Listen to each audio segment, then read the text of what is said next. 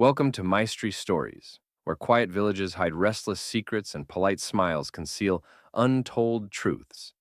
In today's tale, we journey to the peaceful English village of Brambleford, where a single light in an upstairs window stirs unease, whispers, and watchful glances. As always, it is Miss Marple, gentle in manner, sharp in mind, who listens carefully, observes what others overlook, and follows the smallest details to their unsettling conclusions. Settle in, pour yourself a cup of tea, and let the calm voice of village life guide you into a mystery where nothing is quite as it seems. Chapter 1. It began, as so many curious things do in villages, with a glance that lingered a moment too long. Miss Jane Marple noticed it at once, though she gave no sign.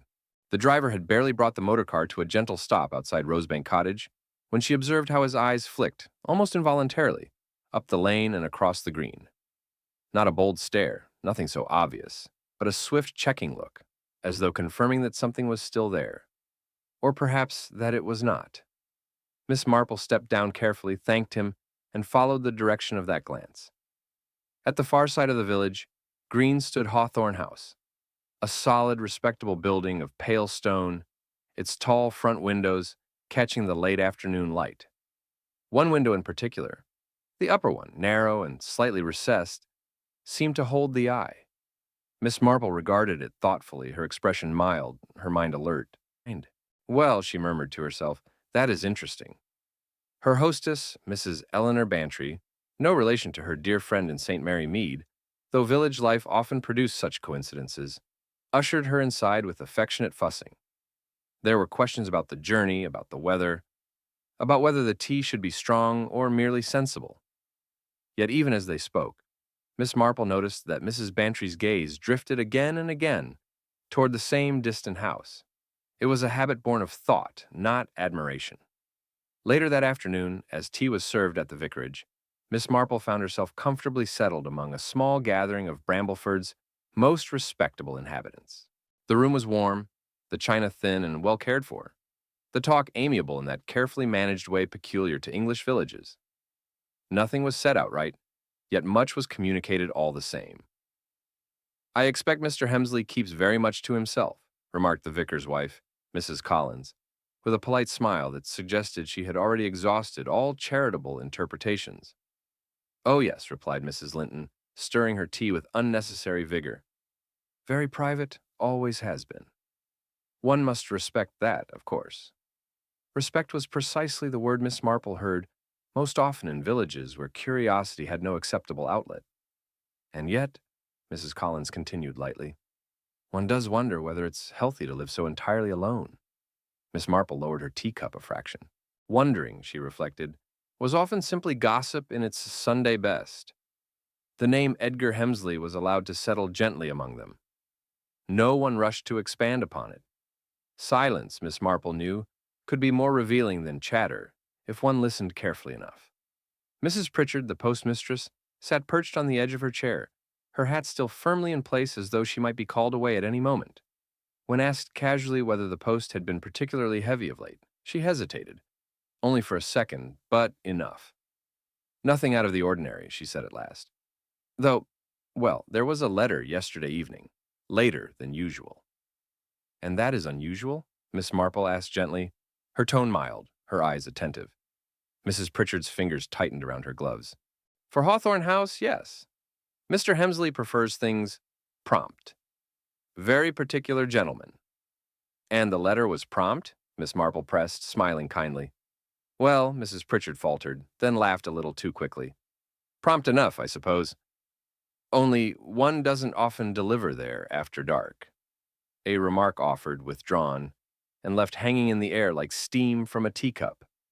From the corner of the room came a child's voice, clear and untroubled. "I saw someone standing upstairs last night." Every head turned. Little Timothy Linton, scarcely 7, sat swinging his legs beneath the chair, quite unaware that he had disrupted the room's careful balance. His mother flushed and reached for him at once. "Nonsense, Timothy. Don't tell stories." "But I did," he insisted. "By the tall window. When it was dark." "There's always shadows," Mrs. Linton said firmly. "Eat your biscuit." The matter was dismissed with remarkable efficiency. Conversation flowed onward, diverted neatly to church matters and the upcoming fete. Miss Marple said nothing at all. She merely noted how swiftly the adults had smoothed over the child's remark, and how Mrs. Pritchard's face had gone a shade paler. Fear, Miss Marple reflected, often wore the mask of good manners. Later, walking back through the village with Mrs. Bantry, she observed again the subtle choreography of glances. Shopkeepers, passers-by, even the postman on his bicycle, all seemed to register Hawthorne House without quite looking at it. The upstairs window remained dark now, reflecting only the pale sky. Mr. Hemsley has lived here a long time, Miss Marple asked. Oh yes, since before the war. Money, of course, family money. Mrs. Bantry paused. Though one hears things. One always does, Miss Marple agreed. They say he doesn't trust banks, keeps things close, very close. Miss Marple nodded. Wealth, she knew, was rarely as quiet as people imagined. As evening fell, she stood for a moment at the gate of Rosebank Cottage, gazing once more toward Hawthorne House. A faint movement caught her eye, or perhaps only the suggestion of one. She could not be certain. The window remained blank, unremarkable. Yet something about it troubled her. Villages, Miss Marple thought, were very like people. They developed habits, preferences, and anxieties, and when a single house could command so much silent attention, it suggested a disturbance in the village's otherwise orderly mind. She turned indoors, her thoughts already arranging themselves into careful little rows, and Miss Marple, smiling gently to herself, wondered why a simple window had unsettled so many good people, and what, precisely, it had been watching back. Chapter 2.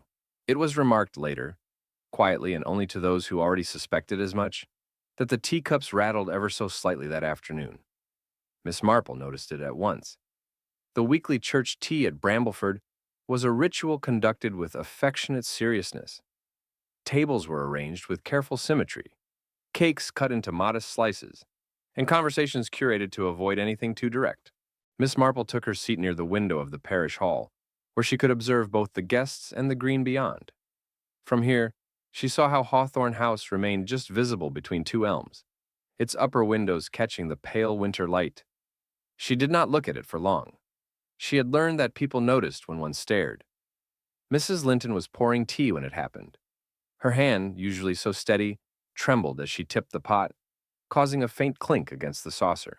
She smiled quickly, too quickly, and apologized for nothing at all. Too much excitement lately, she said with a little laugh. Miss Marple's eyes softened with sympathy. Excitement can be quite tiring, she agreed, especially when one is not sure where it comes from. Mrs. Linton blinked, then nodded, relieved at having her remark accepted without further inquiry. Across the table sat Clara Finch. Miss Marple had been expecting her. One always noticed the relations of wealthy, solitary men in small villages. They stood out by virtue of being talked about even when absent. Clara Finch was Mr. Edgar Hemsley's niece, and she possessed the sort of beauty that appeared carefully maintained, pleasant, composed, and faintly guarded. She smiled often, but Miss Marple observed that her smile did not always reach her eyes. I'm afraid Uncle Edgar dislikes gatherings, Clara was saying lightly. He finds them distracting. Understandable, Mrs. Collins murmured. Some people prefer their own company. Yes, Clara said, stirring her tea. He has always been very particular. Particular was another of those words villagers used when they meant something more complicated. Miss Marple watched as Clara adjusted her gloves, aligning each finger with precision. There was tension there, a kind that came not from shyness, but from control. When Mrs. Collins mentioned the possibility of Hawthorne House requiring repairs in the coming year, Clara's spoon paused mid-circle. Oh, she said, has something been said? Nothing official, Mrs. Collins replied hastily. Only that the roof may need attention. Old houses, you know. Yes, Clara said again, her voice perfectly even. They can be quite expensive. Miss Marple noted the faint tightening around her mouth. Conversation drifted, as it always did, toward village matters. Who had been ill, who had returned from London, who had been seen walking with whom. It was all very gentle, very polite. And yet, beneath it, there ran a subtle current of unease. Mr. Pike has been working very late lately, remarked Mrs. Pritchard, passing the sugar. I see his lamp moving about the gardens long after dusk. The gardener? Miss Marple asked pleasantly. Yes, Alfred Pike. Quiet fellow. Keeps to himself. Mrs. Pritchard hesitated. Though I suppose one must, when one works for a man like Mr. Hemsley. And what sort of man is that? Miss Marple asked as though merely curious. Mrs. Pritchard pursed her lips. Private and careful. Careful, Miss Marple reflected, was often a sign of fear or of secrets. As the tea progressed, Miss Marple listened more than she spoke. She noticed how voices lowered whenever Hawthorne House was mentioned, how certain sentences trailed off unfinished. She saw how Clara Finch laughed a little too brightly at remarks that touched upon money, and how her eyes flicked instinctively toward the window whenever someone mentioned her uncle's name. At one point, the vicar himself leaned in and said, in a tone meant to be reassuring, Of course, we mustn't indulge in speculation. Of course not, Clara agreed promptly. Miss Marple thought that speculation was precisely what filled the room. Later, as the gathering broke up, Miss Marple found herself walking beside Mrs. Pritchard toward the door. The postmistress clutched her handbag tightly, as though afraid it might be taken from her. Deliveries can be so unpredictable, Miss Marple remarked conversationally, especially in winter. Mrs. Pritchard nodded. Yes, one never knows what one might be asked to carry. And sometimes, Miss Marple added gently, what one might wish one had not seen. Mrs. Pritchard stopped short. For a moment, she looked directly at Miss Marple, her eyes sharp with something like alarm. Then she smiled, the expression brittle. Oh, I'm sure I wouldn't know about that, but she hurried away, leaving Miss Marple thoughtful. That evening, as dusk settled over Brambleford, Miss Marple took a slow walk along the lane that curved past Hawthorne House. She did not intend to approach it closely. She had learned that restraint often yielded more than curiosity. Still, she allowed herself to pause at the bend in the road where the house came fully into view. The front garden was neatly kept, though Miss Marple observed that one section of hedge appeared recently trimmed, the clippings not yet fully cleared away. The gravel path was raked smooth, almost obsessively so. The upstairs window caught her attention again. The lace curtain hung straight and proper, its pattern delicate but new. Too new, perhaps, for a house reputed to avoid unnecessary expense. Miss Marple frowned slightly. Lace curtains, she knew, were not easily replaced without reason. A voice sounded behind her. Good evening. She turned to see Alfred Pike, the gardener, standing a few steps back.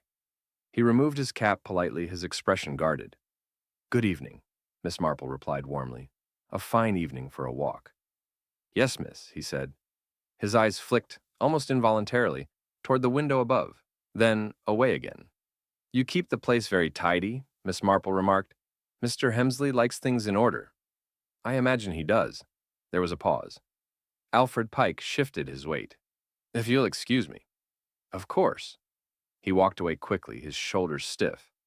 Miss Marple remained a moment longer, her gaze returning to the upstairs window. For just an instant, she thought she saw movement behind the curtain. A faint disturbance, as though someone had brushed past it. But when she looked again, there was nothing. She turned back toward the village, her mind quietly active. At Rosebank Cottage, Mrs. Bantry was waiting with supper and news. They say Hawthorne House may change hands, she whispered, as though the walls themselves might overhear. Nothing certain, of course, but money does strange things to people. Yes, Miss Marple agreed. It often reveals what was already there. That night, lying awake, Miss Marple considered the day's small observations, the trembling teacup, the carefully chosen words, the new curtain, the gardener's unease. None of it amounted to anything concrete, and yet, taken together, they formed the outline of something not quite right. Villages, she knew, thrived on routine. When routine faltered, it was always for a reason. And as sleep finally came, Miss Marple found herself thinking not of Hawthorne House, as it appeared by day, but of how it must look after dark, its windows watching quietly, waiting. And Miss Marple, her thoughts calm but alert, felt certain that whatever lay behind those polite smiles and tightened silences was only just beginning to show itself. Chapter 3. People in Brambleford would later insist that they had always noticed the light. They said this quite sincerely. Miss Marple, however, understood at once that this was not strictly true. What they had noticed was not the light itself, but the discomfort it produced, the faint sense that something ordinary had slipped ever so slightly out of place. It was Mrs. Pritchard who spoke of it first, though she did so with the careful air of a woman who wished she had not. I didn't think much of it at the time, she said, standing behind the post office counter the following morning, aligning stamps with unnecessary precision. Only it was late, past midnight. And you were still awake? Miss Marple asked mildly, selecting a postcard she did not truly need. Mrs. Pritchard gave a small, humorless laugh. One does wake sometimes, especially when one hears things. Miss Marple waited. Silence, she had learned, was often more encouraging than questions. I looked out, Mrs. Pritchard continued at last, lowering her voice though there was no one else in the shop. And there it was, the upstairs window at Hawthorne House, lit up like someone was reading. And that surprised you, Miss Marple prompted gently. Yes. Mr. Hemsley keeps early hours, always has. Never a light after 10 usually. She hesitated. And yet, it stayed on. Long after. Miss Marple thanked her and stepped back into the street, her mind already sorting the detail into its proper place. Light after midnight, she reflected, was not in itself remarkable. What mattered was habit. People, like villages, rarely departed from habit without cause.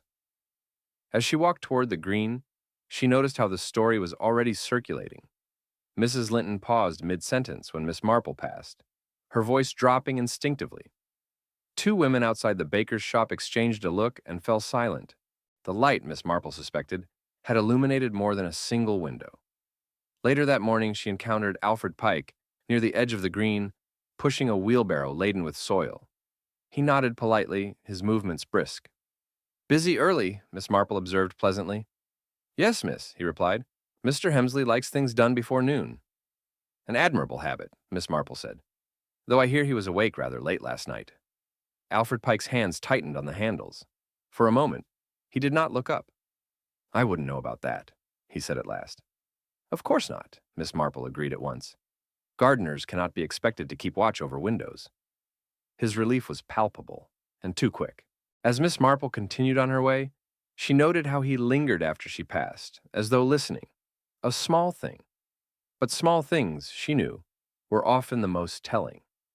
At the grocer's shop, she paused to examine a display of preserves. Mr. Holloway, the proprietor, bustled about cheerfully until the conversation drifted, as it inevitably did, toward Hawthorne House. Not that it's any of my business, he said, lowering his voice, but accounts have been irregular. Oh? Miss Marple murmured. Nothing alarming, he hastened to add. Merely delayed payments. Happens to the best of us. Indeed, Miss Marple said kindly, especially when one is accustomed to a certain standard. Mr. Holloway nodded, clearly relieved to have his observation accepted without judgment. Mr. Hemsley's always been generous, but generosity can stretch one thin. Miss Marple left with her purchases and a quiet sense of confirmation. Wealth, she reflected, had a way of making people careless until it began to slip. That afternoon, the light was discussed openly for the first time, though never directly. At the vicarage, Mrs. Collins remarked upon odd hours, while Mrs. Linton spoke of restlessness. Each comment circled the truth without quite landing upon it. And you noticed nothing yourself? Mrs. Collins asked Miss Marple, with a smile meant to be merely conversational. Miss Marple considered. Only that people are very alert to one another's routines, she said. That is often a sign of affection. Or fear, she did not add. As dusk approached, Miss Marple found herself walking once more along the lane by Hawthorne House. The air was sharp, the sky already darkening. She paused near the gate, careful to appear merely contemplative. The house loomed quietly, its windows dark for now. The garden lay neat and orderly, though Miss Marple observed that the earth beneath the upstairs window bore faint impressions. Marks quickly smoothed over, but not entirely erased. Someone, she thought, had stood there recently. Someone who wished to be unseen. A sound reached her ears then. Footsteps on gravel. She turned to see Mrs. Pritchard approaching, her posture stiff, her face pale. "I thought I saw you here," the postmistress said a little breathlessly. "I wondered well, if you had noticed anything last night." "Only what others have mentioned," Miss Marple replied. "The light." Mrs. Pritchard nodded. "And the footsteps." "Footsteps," Miss Marple repeated gently. "Yes, near the post office. Early morning. Before the milk." She swallowed. "Not Mr. Pike's tread. I know his well enough." "And you mentioned this to someone?" Miss Marple asked. Mrs. Pritchard shook her head quickly.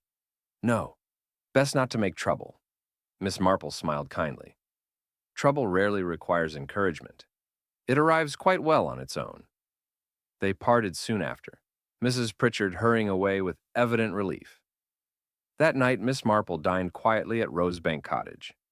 Mrs. Bantry spoke of village matters, of the coming fete, of the need for new hymn books. Yet, even she could not resist lowering her voice when Hawthorne House was mentioned. "They say Mr. Hemsley has been under strain," she confided. "Not ill, exactly, just worried." "Worry can be very wearing," Miss Marple agreed. "It often keeps people awake." After supper, Miss Marple retired early, but she did not sleep at once. Instead, she sat by the window of her room, looking out across the darkened village. One by one, lights winked out. Then, just past midnight, it appeared. A pale glow blossomed in the upstairs window of Hawthorne House. Miss Marple watched calmly. She noted the steadiness of the light, the way it did not flicker as a candle might. An electric lamp, perhaps, or a lantern, carefully shielded. Time passed, the light remained. Then, movement. A shadow crossed the curtain, brief, deliberate. Miss Marple leaned back slightly, her expression thoughtful rather than alarmed. Shadows, she knew, were often more revealing than faces. At last, the light was extinguished. Miss Marple closed her curtains and prepared for bed. Her mind moved quietly, fitting together impressions. The gardener's unease, the smoothed earth, the delayed accounts, the late letter, the footsteps at dawn. None of it proved anything. Not yet. But it suggested a pattern. And patterns, Miss Marple believed, were rarely accidental. As she drifted toward sleep, she reflected that villages were very good at noticing what they wished to see and very bad at confronting what they feared. And somewhere in the darkness, behind a carefully drawn curtain, Miss Marple was certain that someone was relying on both. Chapter 4. Mrs. Linton's voice carried across the green before anyone quite realized she had raised it. "I tell you, it was a face." The words lingered in the mild morning air, sharp enough to still the gentle rhythms of Brambleford at once. Miss Marple, pausing near the florist's window, turned her head slightly, her expression one of polite interest rather than alarm. She had learned long ago that when people spoke so firmly, it was rarely because they were certain, but because they wished to be believed. A small knot of villagers had gathered near the low stone wall opposite the green. Mrs. Linton stood at the center of it, her cheeks flushed, her gloved hands clasped tightly together. "I know what a shadow looks like," she continued, her tone pitched defensively. "This was not that. It was a face. Watching." "Well, my dear," murmured Mrs. Collins, ever soothing, "the light plays tricks at dawn." "Yes, and curtains do as well," added Mr. Holloway, with a laugh that came a fraction too late. Miss Marple crossed the green at an unhurried pace, arriving just as the conversation dipped into uneasy silence. Several people smiled at her with visible relief. There was comfort, she had found, in the presence of someone who listened without pressing. "Good morning," she said gently. "Such a fine start to the day." Mrs. Linton turned toward her at once. "Miss Marple, you must understand. I am not given to flights of fancy." "I am quite sure of that," Miss Marple replied warmly. Mrs. Linton took a breath. "I rose early. The sun was only just up.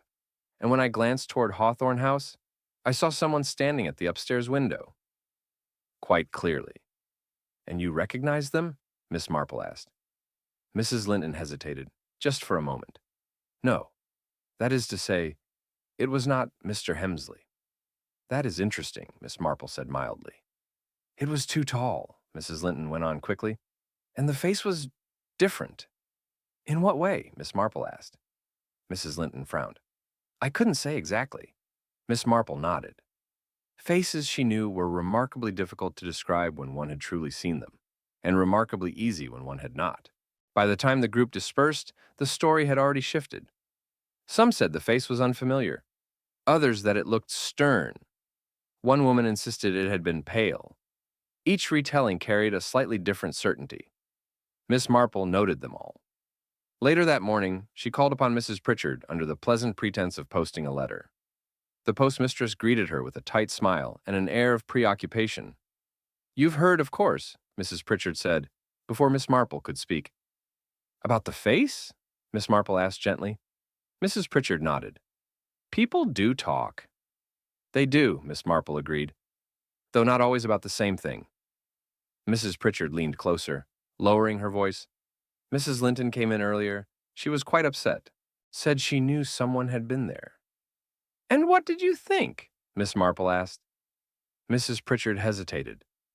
"I thought, well, perhaps she saw what she expected to see." "Expectations are very powerful," Miss Marple said kindly. "They shape our vision more than light ever could." Mrs. Pritchard smiled weakly, clearly relieved by the remark. As Miss Marple left the shop, she observed Alfred Pike working along the edge of the green. He paused when he saw her, straightening with a politeness that bordered on stiffness. "Busy morning," Miss Marple remarked. "Yes, miss," he replied. "Plenty to do." "Mr. Hemsley keeps you occupied," she said conversationally. Alfred Pike nodded. "He likes things just so." "And yet," Miss Marple added, glancing toward Hawthorne House, "even the most orderly houses can feel unsettled at times." Alfred Pike's gaze flicked instinctively toward the upstairs window. His jaw tightened. "I wouldn't know about that," he said, and returned abruptly to his work. Miss Marple walked on, her expression thoughtful. The gardener's reactions, she reflected, were those of a man who knew more than he wished to say, and perhaps more than he wished to know. That afternoon, Miss Marple accepted an invitation to tea at Mrs. Collins's home. The gathering was small, but the subject was inevitable. "I cannot imagine who it could have been," Mrs. Collins said, arranging her cups with unnecessary care. "Mr. Hemsley does not entertain." "Not openly," murmured Mrs. Bantry. "And his niece?" Mrs. Collins ventured. "Miss Finch." Miss Marple noted how Clara Finch's name brought a subtle shift in the room's atmosphere. "She visits occasionally," Mrs. Bantry said. "But she was not expected this week." Miss Marple's eyebrows lifted slightly. "Not expected?" "No, Mr. Hemsley mentioned it only last Sunday. He seemed quite firm." Miss Marple sipped her tea. Firmness, she knew, was often a response to pressure. Later, as she walked home through the softening light of evening, Miss Marple turned deliberately toward Hawthorne House. She did not approach directly. Instead, she followed the curve of the garden wall, her pace slow and unremarkable. The ground beneath the upstairs window drew her attention at once. Though raked smooth, faint scuff marks remained, shallow but unmistakable. Someone had stood there recently, close enough to the wall to look up. Or perhaps to be seen. Miss Marple bent slightly as though adjusting her shoe, and examined them more closely. The marks were narrow, deliberate, not the careless impressions of a child, nor the broad tread of a laborer. She straightened, her mind quietly alert. A voice sounded from behind the hedge. "Can I help you?" Miss Marple turned to find Clara Finch standing just inside the garden gate. She wore a tailored coat and gloves of fine leather, and her expression was composed but wary. "I was admiring the house," Miss Marple said pleasantly. "It has such presence." "Yes," Clara replied, "it does." "You must be Mr. Hemsley's niece," Miss Marple continued, her tone warm. "I am," Clara said. "And you are?" "Jane Marple, a visitor." Clara smiled, though it did not quite reach her eyes. "People have been looking rather closely at this place of late." "So I have noticed," Miss Marple said gently. "They imagine things," Clara said quickly.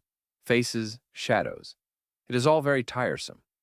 "Yes," Miss Marple agreed. "Imagination can be most inconvenient." Clara's gaze flicked toward the upstairs window. "My uncle values his privacy." "As do many," Miss Marple replied, "though privacy can sometimes invite attention." There was a brief pause. The air between them felt suddenly taut. "I should be going," Clara said at last. Good evening." "Good evening," Miss Marple returned. As Clara walked back toward the house, Miss Marple noticed how carefully she avoided looking at the ground near the wall. That night, the village hummed softly with speculation. Windows glowed, curtains shifted, and voices lowered as the story of the face spread further, gaining certainty with each telling. Miss Marple sat quietly at Rosebank Cottage, listening as Mrs. Bantry recounted the day's developments. "They say Mrs. Linton is quite convinced," she said. "Claims she could recognize that face anywhere." "Faces seen in half-light are rarely so obliging," Miss Marple said gently. "Do you think she imagined it?" Mrs. Bantry asked. Miss Marple considered. "I think she saw something," she said at last, "but not necessarily what she believes." Before retiring, Miss Marple stepped to the window once more. Hawthorne House lay quiet in the darkness, its windows dark. Yet, as she watched, she became aware of a sensation she could not immediately name, a sense of being observed. It passed quickly, leaving only thought in its wake. Villages, she reflected, were remarkably sensitive to disturbance. A single unfamiliar face could ripple outward, altering behavior, sharpening fears, loosening tongues. And whoever had stood at that window, real or imagined, had understood that perfectly. Miss Marple drew the curtain and turned away, her mind already tracing the faint outline of a design that was only just beginning to reveal itself. And Miss Marple felt certain that the face in the window had not appeared by accident, but by intention, and that the truth behind it was waiting to be seen. Chapter 5. Silence, when it came to Hawthorne House, was what finally caused alarm. It was Mrs. Pritchard who noticed it first, though she would later insist she had felt it before she understood it. The post office opened at its usual hour, the kettle boiled, the bell above the door chimed as it always did. Yet, there was an absence in the morning routine, a small omission that grew larger the longer it remained unspoken. "There should have been a light," she said afterward, "at least one." Miss Marple heard this account later that morning, but by then the unease had already spread. Mr. Edgar Hemsley was a man of habits, and though those habits were private, they were known. A blind raised at a certain hour, a curtain drawn back in the afternoon, a lamp extinguished promptly in the evening. When such patterns were interrupted, Bramblefoot noticed. By 10:30, Mrs. Collins had remarked upon it to Mrs. Linton. By 11, Mr. Holloway had stepped outside his shop twice, glancing up the lane with growing concern.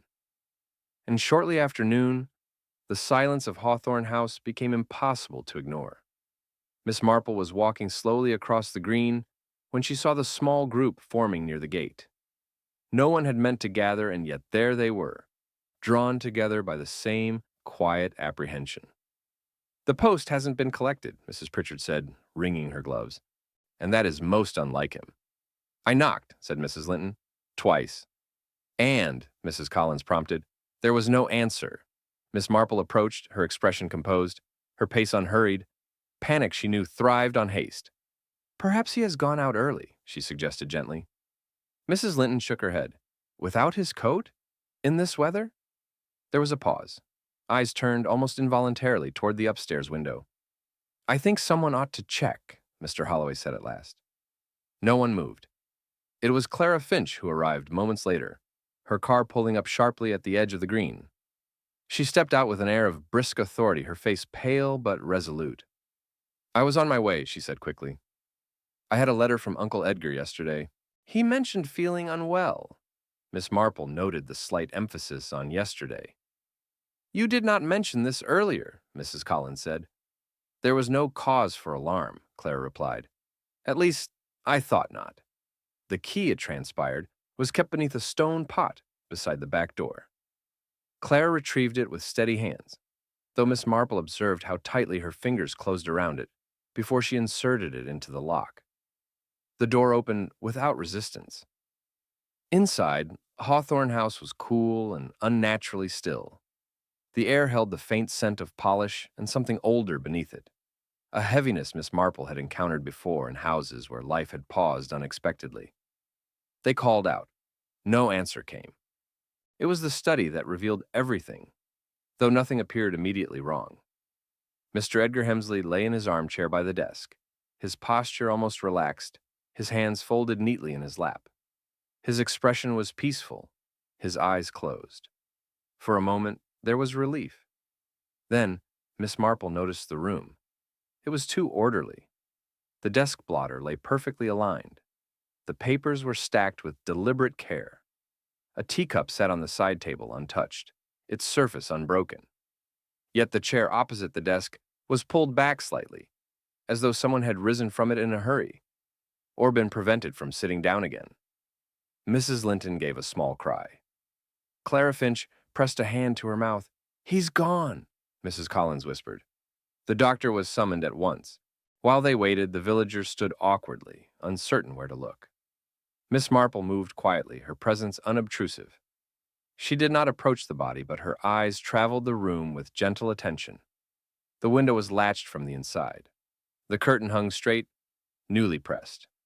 Miss Marple's gaze lingered there for a moment longer than the others. Dr. Whitcomb arrived briskly, examined Mr. Hemsley, and pronounced that his passing had likely occurred during the night. "His heart," the doctor said. "Not unexpected, given his age." Clara Finch exhaled shakily. "I knew he had been under strain." "Yes," the doctor agreed. "Stress can hasten these things." Miss Marple watched Clara's face closely. There was grief there, certainly. But beneath it, something else. Calculation, perhaps, or relief, carefully masked as sorrow.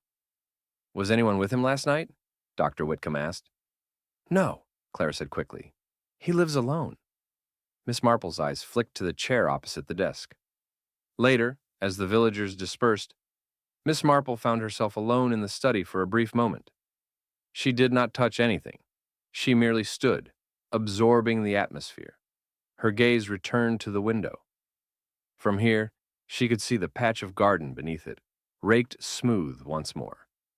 And yet she imagined, quite clearly, the scuff marks she had seen days before. A voice sounded behind her. "It doesn't look like anything happened, does it?" She turned to find Alfred Pike standing in the doorway, his cap held respectfully in his hands. "No," Miss Marple agreed. "It does not." He shifted his weight. "Mr. Hemsley liked things tidy. He wouldn't have wanted a fuss." "I'm sure he wouldn't," Miss Marple said gently. "Still, even tidy rooms can tell stories." Alfred Pike stiffened. "I should see to the garden." "Of course." He left quickly, his steps measured. That afternoon, the village moved as though under a veil. Shops opened and closed. Tea was poured and left untouched. Conversations began and faltered. The news traveled quickly, though details were scarce. Miss Marple accepted an invitation to sit with Mrs. Bantry, who was visibly shaken.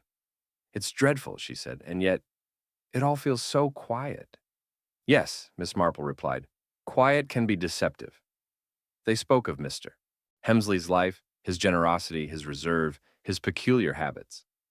Mrs. Bantry mentioned, almost as an aside, that he had once spoken of revising his affairs. "He said something about needing to set things right," she recalled. "I thought it was merely age." Miss Marple nodded. "People often speak most plainly when they believe they have little time." As evening fell, Clara Finch returned to Hawthorne House. Miss Marple watched from a distance as she moved through the rooms, directing arrangements with composed efficiency. There were no tears now, only purpose. Later, Mrs. Pritchard stopped Miss Marple on the lane. "I don't like it," she whispered. "The way it all fits too neatly." "What troubles you most?" Miss Marple asked. "The night," Mrs. Pritchard said. "The light, the footsteps. And now this." "Yes," Miss Marple agreed. "Deaths that follow disturbances often invite questions." That night, Miss Marple slept lightly. She dreamed of windows and curtains, of rooms arranged just so. When she woke in the early hours, she sat up, listening. The village lay silent. Instinctively, she rose and went to the window. Hawthorne House stood dark against the night sky. No light burned now. No shadow crossed the curtain. Yet Miss Marple felt no sense of closure. On the contrary, she sensed that something had only just begun. The room where Edgar Hemsley had died was quiet, too quiet. And somewhere within that careful order, Miss Marple was certain, lay a question no one else had yet thought to ask. And as she drew the curtain and returned to her bed, Miss Marple knew that the peacefulness of Hawthorne House was not an ending at all, but the most troubling kind of beginning. Chapter 6. By the third day, the Whispers no longer bothered to keep their distance. They crept openly through Brambleford, lingering in doorways, slipping into pauses between polite remarks, settling like dust on every ordinary conversation. Miss Marple sensed the change at once. Villages, she knew, could carry grief with dignity, but uncertainty made them restless. It was the sound of voices lowering that morning which first caught her attention. She was standing at the butcher's counter when two women behind her fell abruptly silent, their words cut cleanly away the moment she turned. Miss Marple pretended great interest in a joint of lamb, though her ears were very much engaged. No one else was meant to know, one of the women murmured, once she thought herself unheard. Well, that's what troubles me, came the reply. It doesn't sit right. Miss Marple thanked the butcher and stepped back into the street, her expression mild, her thoughts already busy. When grief settled into routine too quickly, it often meant people were eager to move on before questions could take root. At the post office, Mrs. Pritchard was sorting letters with a distracted air, tapping each envelope twice against the counter as though reassuring herself of its reality. She looked up with visible relief when she saw Miss Marple. I was hoping you might come by, she said, lowering her voice instinctively. There's been talk. Yes, Miss Marple said gently. I had noticed. Mrs. Pritchard glanced toward the door, then leaned closer. People are saying Mr. Hemsley had plans. Big ones. Oh? Miss Marple murmured. Selling the house, or part of it. No one can agree. She hesitated. But if that were so, there would have been papers, letters, arrangements. And there were none? Miss Marple asked. Mrs. Pritchard swallowed. Not that I delivered, and I would remember. Miss Marple nodded thoughtfully. Memory, she reflected, was a powerful thing in those who prized routine. As she left, Miss Marple noticed a small stack of returned letters behind the counter, their edges aligned with careful precision. One envelope, addressed in a firm, unfamiliar hand, bore Hawthorne House's address and a mark indicating it had never been collected. That, she thought, was curious. She encountered Alfred Pike later that morning near the churchyard, trimming back ivy with unnecessary vigor. His movements were precise, almost aggressive, as though order might be restored through effort alone. You've been busy, Miss Marple remarked pleasantly. He paused, wiped his brow, and nodded. Plenty to see to, miss, with everything. Yes, Miss Marple said. Change always brings work. He glanced up at her, his eyes sharp for a moment. You think things are changing? Miss Marple smiled kindly. Villages are always changing. They simply pretend not to. Alfred Pike returned to his task without replying, but Miss Marple noticed how his hands shook slightly as he lifted his shears. That afternoon, she accepted Mrs. Collins's invitation to tea. The gathering was subdued, the cakes untouched, the conversation careful. Clara Finch was present, dressed in quiet mourning, her manner composed to the point of stiffness. It has all been very overwhelming, Clara said, folding her napkin with exactness. Uncle Edgar disliked fuss. And yet, Mrs. Collins ventured, he has caused a great deal of concern. Yes, Clara replied quickly, though that was never his intention. Miss Marple watched her closely. Grief sat upon Clara Finch like a garment carefully chosen for the occasion, appropriate, well-fitted, and slightly restrictive. There will be arrangements, of course, Mrs. Collins continued. The house, the garden, all in due time, Clara said, her tone firm. I am handling matters. Miss Marple stirred her tea. You must find it difficult, she said gently, to return so suddenly. Clara's eyes flicked up. Return? Yes. You were not expected this week, I believe. For just a fraction of a second, Clara Finch hesitated. It was barely perceptible, but Miss Marple saw it all the same. No, Clara said, but circumstances change.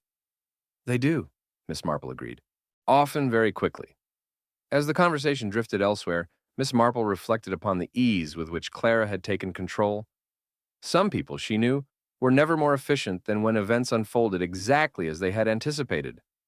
Later, walking alone, Miss Marple allowed herself a deliberate detour past Hawthorne House. The gate stood open now, the house no longer guarded by habit. Curtains had been adjusted, furniture moved, small signs of occupation replacing the earlier stillness. The garden, however, drew her attention most. Though recently tended, there were places where the earth appeared compressed, as though footsteps had been deliberately obscured, but not entirely erased. Miss Marple bent to examine them, her movements unremarkable. The impressions were narrow, precise, not hurried, but purposeful. "You're looking at the path," a voice said. She straightened to find Alfred Pike standing a short distance away, his expression guarded. "Yes," Miss Marple said pleasantly. "It's very well kept." He nodded. "I do my best." "I imagine you were quite busy the night Mr. Hemsley passed," she said gently. "Late work, perhaps." Alfred Pike stiffened. "I leave by dusk." "Of course," Miss Marple replied at once. "One should never work too late." His relief was immediate and telling. That evening, Miss Marple sat with Mrs. Bantry as the lamps were lit. The village seemed quieter than usual, as though holding its breath. "People are saying the doctor was too quick," Mrs. Bantry murmured, calling it a natural passing. "Yes," Miss Marple said. "Doctors often prefer simple answers." "And do you?" Mrs. Bantry asked. Miss Marple smiled faintly. "I prefer accurate ones." As if summoned by the thought, Mrs. Pritchard appeared at the door shortly after, her face pale, her hat askew. "I shouldn't trouble you," she said, wringing her gloves, "but something's been bothering me." "Please," Miss Marple said warmly, "do sit down." Mrs. Pritchard lowered herself into a chair. "It's the letter, the one I mentioned before." "The late delivery," Miss Marple said softly. "Yes. I thought nothing of it at the time, but now—" She hesitated. "It was addressed in a hand I didn't recognize, and it was posted from outside the village." "And Mr. Hemsley collected it?" Miss Marple asked. "No," Mrs. Pritchard whispered. "That's just it. It was never collected." Miss Marple felt a small, inward click as another piece found its place. "Do you recall when it arrived?" she asked. "The night before last, the same night as the light." "And the footsteps?" Miss Marple prompted. Mrs. Pritchard nodded. "Yes." They sat in silence for a moment, the implications settling quietly between them. When Mrs. Pritchard had gone, Miss Marple rose and went to the window. Hawthorne House stood illuminated now, one downstairs lamp glowing steadily. Clara Finch's silhouette moved briefly across the glass. Miss Marple watched with calm attention. She thought of the unopened letter, the rearranged study, the chair drawn back just slightly. Of Clara Finch's certainty, Alfred Pike's unease and misses, and Linton's shifting description of a face she claimed to recognize. Truth, Miss Marple reflected, rarely announced itself. It preferred to wait, allowing people to talk themselves into revealing it. As she turned away from the window, she felt no sense of triumph, only quiet certainty. Someone had been at Hawthorne House that night. Someone who expected events to unfold as they had.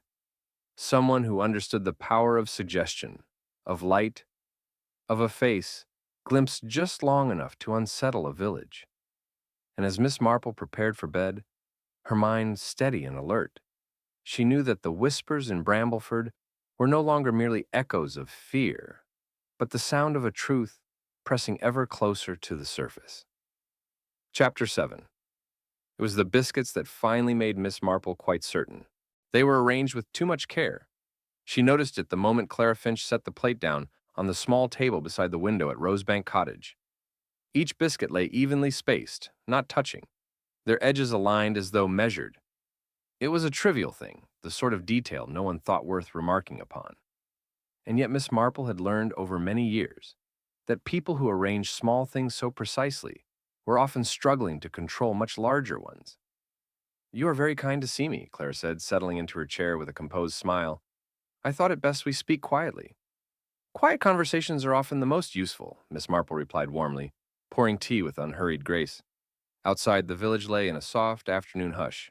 The bell of the church had tolled earlier, marking another ordinary hour, though nothing in Brambleford felt quite ordinary anymore. Clara Finch accepted her cup with steady hands, but Miss Marple noticed how she did not drink at once. "It has been a trying few days," Claire continued. "People mean well, but they imagine all sorts of things." "Yes," Miss Marple said gently. "Imaginations do become very active when there are gaps to fill." Clara smiled, though there was an edge to it. I thought perhaps you might help calm matters. You have a way with people. Miss Marple inclined her head. I have a way of listening. For a moment, they sat in companionable silence. Clara's gaze drifted almost involuntarily toward the window. Miss Marple followed it, not to Hawthorne House itself, but to the faint reflection of the room behind them. You returned to Brambleford rather suddenly, Miss Marple remarked, as though merely making conversation. Yes, after Uncle Edgar's letter. The one he wrote shortly before his passing? Miss Marple asked. Clara nodded. He sounded unsettled. In what way? Miss Marple asked mildly. He mentioned finances, Clara said too quickly. Worries. I thought it best to come at once. Miss Marple sipped her tea. How fortunate that you were able to arrive so promptly. Clara's fingers tightened around her cup. I was already nearby. Oh? Miss Marple said, her tone unchanged. In the neighboring town, Clara clarified. Visiting friends? Miss Marple smiled kindly. Of course. The word settled between them, light as air, and just as revealing. Clara reached for a biscuit at last, broke it neatly in half, then set one piece back on the plate without eating it. Miss Marple watched the gesture with quiet interest. Your uncle was a man of habits, Miss Marple said conversationally. He did not often deviate from them. No, Clara agreed. He valued routine. And yet, Miss Marple continued, on the night he passed, several routines were disturbed. Clara looked up sharply. People have been exaggerating. Perhaps, Miss Marple said gently. Or perhaps they noticed things because they were already unsettled. Clara's smile thinned. What things? The light, for one, Miss Marple said. So late at night. Clara shrugged lightly. Uncle Edgar sometimes read when he could not sleep. Of course, Miss Marple said, though the gardener insists he left at dusk. Clara's eyes flickered.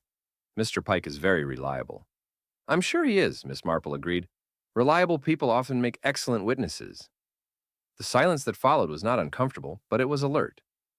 Miss Marple allowed it to stretch, watching Clara carefully. At last, Clara laughed softly. You must think us all quite ridiculous, she said. Faces in windows, lights at odd hours. Not ridiculous, Miss Marple replied. Merely human. Clara rose a little abruptly. I should be going. There is so much to arrange. Yes, Miss Marple said. Arrangements. As Clara reached the door, Miss Marple spoke again, her voice mild, almost absent-minded. It must have been reassuring, she said, to know the gardener's boots so well. Clara paused. I'm not sure I understand. The marks beneath the upstairs window, Miss Marple continued gently. They were not Mr. Pike's. Too narrow. Clara's hand tightened on the door handle. For a moment, she did not turn around. I think people see what they want to see, she said at last. Yes, Miss Marple agreed. And sometimes they arrange it so that others will see it too. After Clara had gone, Miss Marple remained seated for some time, her thoughts moving steadily. The conversation had been polite, even friendly, and yet it had confirmed much.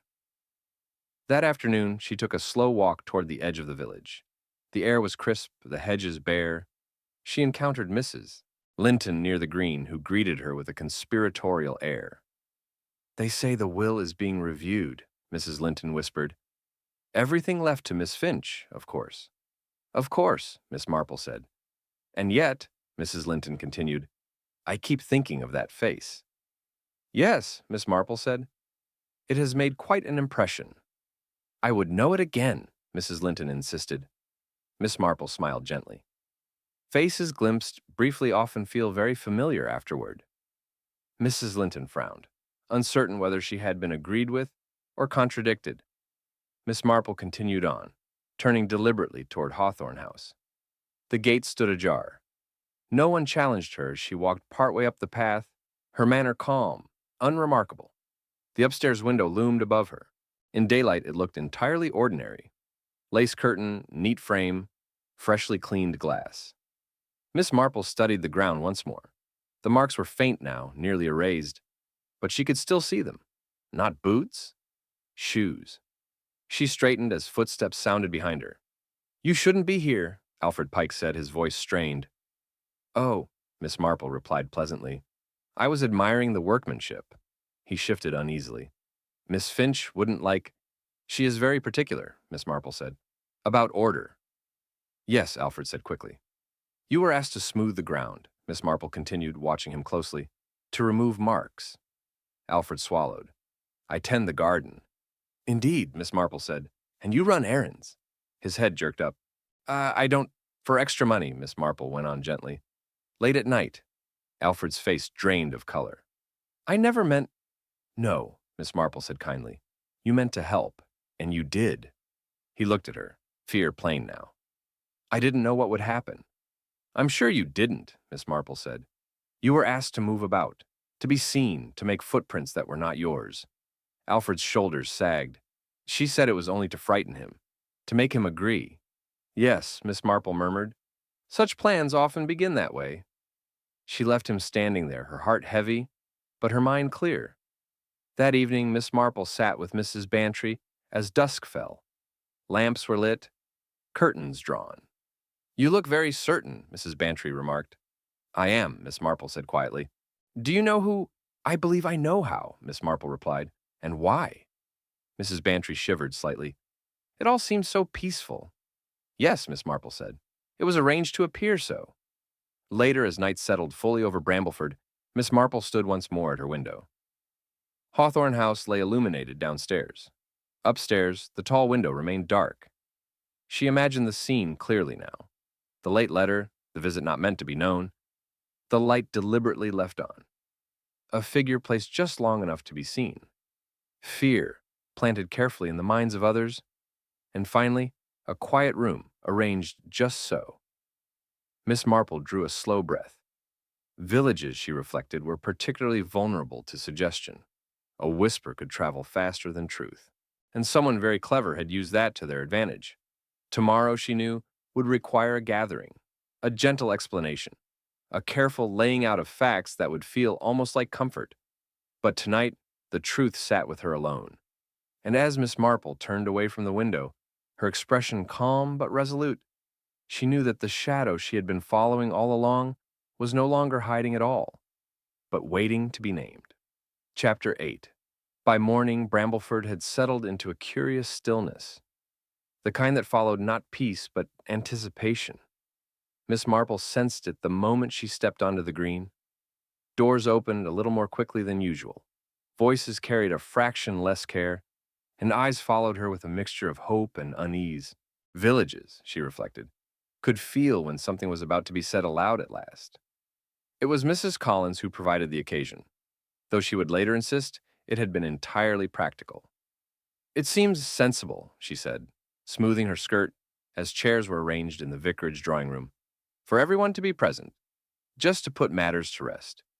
Of course, murmured Mrs. Linton, already seated, her hands folded tightly in her lap. Miss Marple took her place quietly near the window. Sunlight filtered in, soft and forgiving, illuminating familiar faces, Mrs. Pritchard with her anxious eyes, Mr. Holloway fidgeting with his spectacles, Alfred Pike standing stiffly near the door, and Clara Finch seated apart, her posture impeccable, her expression composed. Too composed, Miss Marple thought. There was polite conversation at first. Remarks about the weather, about arrangements for Hawthorne House, about how fortunate it was that matters had been handled so efficiently. Efficiency, Miss Marple knew, was often praised when people wished to avoid examining motives. At last, Mrs. Collins turned toward her with a hopeful smile. Miss Marple, you have been very observant these past days. Perhaps you might reassure us. This has all been rather unsettling. Yes, Miss Marple said gently. It has. She did not rise at once. Instead, she folded her hands and looked around the room, her gaze kind, attentive, entirely unthreatening. You see, she began softly, villages are much like families. Everyone knows everyone else's habits, even when they pretend not to. When one of those habits changes, it is felt immediately. Mrs. Linton nodded eagerly. That's exactly it. Nothing felt right? No, Miss Marple agreed, because someone wished it so. There was a faint stir. Mr. Hemsley, Miss Marple continued, was a man of order. He valued control, privacy, and routine. But lately that routine had begun to slip. Clara Finch shifted slightly. Miss Marple noticed, as she had noticed everything else. There were money worries, Miss Marple said gently. Not ruin, perhaps, but concern enough to cause anxiety, enough to prompt difficult conversations. Mrs. Pritchard drew in her breath. And there was a letter, Miss Marple went on, delivered late, from outside the village. A letter that was never collected. Mrs. Pritchard nodded slowly. Yes, that letter, Miss Marple said, brought someone to Hawthorne House unexpectedly. Someone who was not meant to be seen. Clara Finch spoke then, her voice calm. This is all speculation. Yes, Miss Marple agreed pleasantly. But speculation becomes clearer when examined alongside behavior. She turned slightly, addressing the room rather than Clara alone. The late-night light was noticed because it was deliberate. It was meant to be noticed. And the figure seen at the upstairs window was placed there just long enough to unsettle, to invite imagination.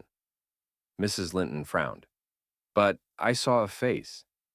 I believe you did, Miss Marple said kindly. But faces glimpsed briefly in uncertain light are easily influenced by expectation, especially when one is already alert. Alfred Pike shifted, his face pale. The gardener, Miss Marple continued, her tone gentle, was asked to help, not with harm in mind, but with movement. Errands at odd hours, footsteps where footsteps would later be noticed. Alfred swallowed hard. I didn't know, he said hoarsely. She said it was only to frighten him, to make him agree to something. Clara Finch stood abruptly. This is absurd. Miss Marple turned toward her, her expression still warm. You were already nearby when the letter arrived. You came late. You left before dawn. You ensured the light was seen, the window watched. You cannot prove, Clara began. Clara, I do not need to, Miss Marple said gently, because what matters is not the light or the face, but what followed. The room was very quiet now. Mr. Hemsley was under strain, Miss Marple said. He was confronted unexpectedly, pressed to make decisions he was not ready to make. And that night in his study, his heart failed him. Mrs. Collins covered her mouth. The room was arranged afterward, Miss Marple continued, not to deceive maliciously, but to restore calm, to make everything look as it ought, orderly, peaceful. Clara's composure wavered at last. I never meant— No, Miss Marple said softly. I believe you did not. You meant to hurry him, to frighten him into agreement. But fear can be a powerful thing, and hearts do not always withstand it. Clara sank back into her chair, her hands trembling now despite her efforts. I only wanted what was fair, she whispered. He was going to lose everything. And I— Yes, Miss Marple said. You wanted control. Silence stretched, heavy but not unkind. Dr. Whitcomb, who had been seated quietly near the fireplace, cleared his throat. Stress can indeed cause sudden failure, he said slowly, especially in a man of Mr. Hemsley's age. Clara looked up, her eyes bright with tears at last. I didn't push him, she said. Not physically, I swear. No one has suggested that, Miss Marple replied gently. This was not a matter of force, but of pressure and of design. Mrs. Pritchard dabbed her eyes. All that fuss. The window. The face. Yes, Miss Marple said. It was all meant to distract, to turn the village outward, toward fear and gossip, rather than inward, toward truth. Alfred Pike bowed his head. I should have said something. Yes, Miss Marple agreed. But you did not know the end of the story. The vicar rose slowly. What happens now? Miss Marple smiled, small and tired but kind. Now, the truth is spoken. That is often enough. Clara Finch stood once more, her shoulders slumped, the careful poise finally gone. I will do what is required, she said quietly. Miss Marple inclined her head. I am sure you will. The gathering dispersed soon after. Subdued but calmer, as though a long-held breath had finally been released. Outside the village seemed brighter, lighter, as if the very air had been cleared. Miss Marple lingered behind, standing once more by the window. Hawthorne House stood in the distance, solid and ordinary once again. No light burned upstairs, no curtain stirred. Mrs. Bantry came to stand beside her. It's over, then? Yes, Miss Marple said softly, as much as such things ever are. It all seemed so small, Mrs. Bantry murmured. A light, a face. Yes, Miss Marple replied. But small things, carefully arranged, can carry great weight. Later, as evening fell, Miss Marple took a final walk along the green. People greeted her warmly now, with relief rather than curiosity. The windows of Brambleford glowed gently, familiar and reassuring. She paused once more, looking toward Hawthorne House. The upstairs window reflected only the fading sky. A window, Miss Marple murmured, almost to herself, is meant to let light in. But sometimes people use it to cast shadows instead. She turned away, her step unhurried, her expression serene. The village would heal. Gossip would soften into memory. Order would return, as it always did. And the window that had watched so many would at last watch nothing at all. The days that followed settled gently over Brambleford, like a quilt drawn up with care. There were no raised voices now, no hurried glances toward Hawthorne House. The village resumed its familiar rhythms, doors opened at their usual hours, tea was poured without hesitation, and conversations once again lingered on the safe subjects of weather, flowers, and church arrangements. Yet beneath it all lay a quiet understanding, shared without words, that something had passed through their midst and moved on. Hawthorne House itself changed in subtle ways. The upstairs window, once so carefully watched, became merely another pane of glass catching the light. Curtains were drawn back in the mornings and closed at dusk without ceremony. The garden was tended with less urgency, its paths allowed to soften naturally, rather than be obsessively smoothed. Miss Marple noticed all of it.